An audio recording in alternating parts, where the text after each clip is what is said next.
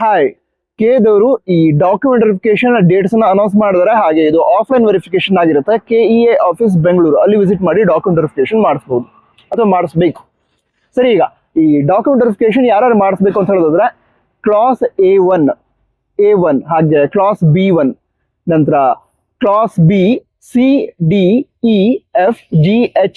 JKL MNO ಈ ಎಲ್ಲ class under ಬರುವಂತಹ ವಿದ್ಯಾರ್ಥಿಗಳು ಡಾಕ್ಯುಮೆಂಟ್ ವೆರಿಫಿಕೇಶನ್ ಮಾಡಿಸ್ಬೇಕು. ನಂತರ ನಮ್ಮ ಕ್ಲಾಸ್ ಯಾವ್ದು ಅಂತ ಹೇಗೆ ಗೊತ್ತಾಗುತ್ತೆ ಅಂತ ನೀವು ಕೇಳಿದ್ರೆ, ಅಪ್ಲಿಕೇಶನ್ ಫಾರ್ಮ್ ಅಲ್ಲಿ ಕ್ಲಾಸ್ ಕೋಡ್ ಅಂತ ಕೊಟ್ಟಿದ್ದಾರೆ. ಅದರಲ್ಲಿ ಯಾವ ಕ್ಲಾಸ್ ಬಂದಿದೆ ಅಂತ ನೋಡಿ, ಸರಿನಾ. ನಂತರ ಕ್ಲಾಸ್ A ವಿದ್ಯಾರ್ಥಿಗಳು ಹಾಗೆ ಕ್ಲಾಸ್ Y ವಿದ್ಯಾರ್ಥಿಗಳು ಈ ಡಾಕ್ಯುಮೆಂಟ್ ವೆರಿಫಿಕೇಶನ್ಗೆ ಹೋಗೋ ಅವಶ್ಯಕತೆ ಇಲ್ಲ. ಕ್ಲಾಸ್ A ವಿದ್ಯಾರ್ಥಿಗಳು ಅಂದ್ರೆ ಕರ್ನಾಟಕ ರಾಜ್ಯದಲ್ಲೇ 7 years ಗಿಂತ ಜಾಸ್ತಿ ಸ್ಟಡಿ ಮಾಡಿದವರು, ಆ 7 years ಅಲ್ಲಿ ಅಟ್ಲೀಸ್ಟ್ 1 year SSLC ಅಥವಾ ಸೆಕೆಂಡ್ PUC ಇರುವಂತಹ ವಿದ್ಯಾರ್ಥಿಗಳು ಕ್ಲಾಸ್ A ಅಂಡರ್ ಬರ್ತಾರೆ. ನಂತರ ಹೆಚ್ಚಿನ ವಿದ್ಯಾರ್ಥಿಗಳು ಕ್ಲಾಸ್ A ದವರೇ ಇರ್ತಾರೆ, ಅಂದ್ರೆ ಕರ್ನಾಟಕ ರಾಜ್ಯ ಸ್ಟಡಿ ಮಾಡುವಂತಹ ವಿದ್ಯಾರ್ಥಿಗಳೇ ಇರ್ತಾರೆ. ಸರಿ, ಈಗ ಯಾವ್ಯಾವ ಕ್ಲಾಸಸ್ ಹೇಳಿದಲ್ವಾ ಸ್ಕ್ರೀನ್ ಮೇಲೆ ಕೂಡ ನೋಡ್ತಾ ಇದ್ದಾರೆ. ಸೊ ಈ ಕ್ಲಾಸ್ ಅಂಡರ್ ಬರುವಂತಹ ವಿದ್ಯಾರ್ಥಿಗಳು ಡಾಕ್ಯುಮೆಂಟ್ ವೆರಿಫಿಕೇಶನ್ಗೆ KEA ಆಫೀಸ್ ಬೆಂಗಳೂರು ಅಲ್ಲಿ ಹೋಗ್ಬೇಕಾಗತ್ತೆ. ಹಾಗಂದ್ರೆ ಡೈರೆಕ್ಟ್ ಹೋಗ್ಬಿಡೋದ ಅಲ್ಲ, ಅಲ್ಲಿ ಸ್ಲಾಟ್ ಬುಕಿಂಗ್ ಅಂತ ಇದೆ. ಸ್ಲಾಟ್ ಬುಕಿಂಗ್ ಅಂತ ಹೇಳಿದ್ರೆ ಅಪಾಯಿಂಟ್ಮೆಂಟ್ ಬುಕ್ ಮಾಡ್ಕೊಂಡು ಹೋಗೋದು ಅಂತ, ಸರಿನಾ. ಈಗ ಮೇ 7ನೇ ತಾರೀಕಿನಿಂದ ಈ ಅಪಾಯಿಂಟ್ಮೆಂಟ್ ಬುಕ್ ಮಾಡೋದಕ್ಕೆ ಲಿಂಕ್ ಅನ್ನ ಕೊಡ್ತಾರೆ KEA ವೆಬ್ಸೈಟ್ ಅಲ್ಲಿ. ಆ ಲಿಂಕ್ ಬಂದ್ರೆ ಹೇಳ್ತೀನಿ ಯಾವ ರೀತಿ ಸ್ಟೆಪ್ಸ್ ಅನ್ನ ಫಾಲೋ ಮಾಡಬೇಕು ಸ್ಲಾಟ್ ಬುಕಿಂಗ್ ಮಾಡೋದಕ್ಕೆ ಅಂತ. ಓಕೆ, ಸಬ್ಸ್ಕ್ರೈಬ್ ಮಾಡಿ.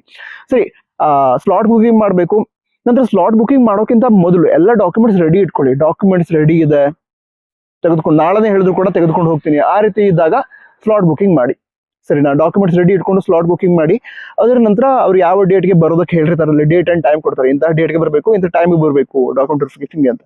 ಸೊ ಆ ಡೇಟ್ ಅಂಡ್ ಟೈಮ್ಗೆ KEA ಆಫೀಸ್ ಬೆಂಗಳೂರಿಗೆ ವಿಸಿಟ್ ಮಾಡಬೇಕಾಗತ್ತೆ. ವಿಸಿಟ್ ಮಾಡಿ ಏನ್ ಮಾಡ್ತಾರೆ, ಡಾಕ್ಯುಮೆಂಟ್ ವೆರಿಫಿಕೇಶನ್ ಕಂಪ್ಲೀಟ್ ಆಗುತ್ತೆ. ಸೊ ಈ ರೀತಿ ಡಾಕ್ಯುಮೆಂಟ್ ವೆರಿಫಿಕೇಶನ್ ಪ್ರಾಸೆಸ್ ನಡೆಯುತ್ತೆ. ನಂತರ ಈ ಡಾಕ್ಯುಮೆಂಟ್ ವೆರಿಫಿಕೇಶನ್ ಪ್ರಾಸೆಸ್ ಏನಿದೆ ಇದನ್ನ ಮೇ 11ನೇ ತಾರೀಕಿನಿಂದ ಮೇ 22ರವರೆಗೆ ನಡೆಸಲಾಗುತ್ತೆ ಅಂತ ಹೇಳಿದ್ದಾರೆ.